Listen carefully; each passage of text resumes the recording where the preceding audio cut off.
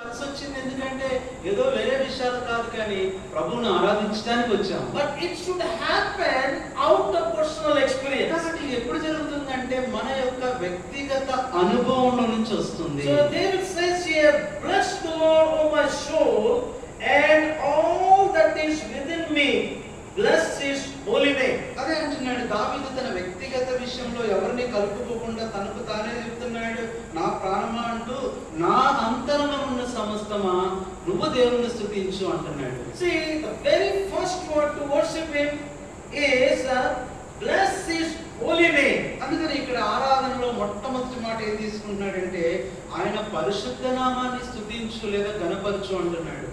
The God which we worship, he is a holy God. మనం ఆరాధించడానికి ఒక గొప్ప సంగతి ఏంటంటే మన దేవుడు పరిశుద్ధుడు. His holiness should be experienced. అందుకనే ఆయన యొక్క పరిశుద్ధతను మనం అనుభవంలోకి తీసుకోవాలి. His holiness should be known by each one of us. కాబట్టి ఆయన పరిశుద్ధత మనందరం కూడా ఎరిగిన వారమై అనుభవించి ఆరాధించాలి. As Isaiah worshipped him. అందుకనే యెషయా కూడా అదే చేస్తా ఉన్నాడు. If I am not mistaken, I think Isaiah chapter 6. అందుకని నేను అనుకుంటున్నాను యెషయా గ్రంథం 6వ అధ్యాయంలో యెషయా ఆరాధిస్తున్నాడు.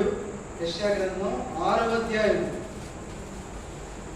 Shall we all turn our Bibles and see? 3వ వచనం అందరం కలిసి చదువుదాం. We read verse 2 and 3.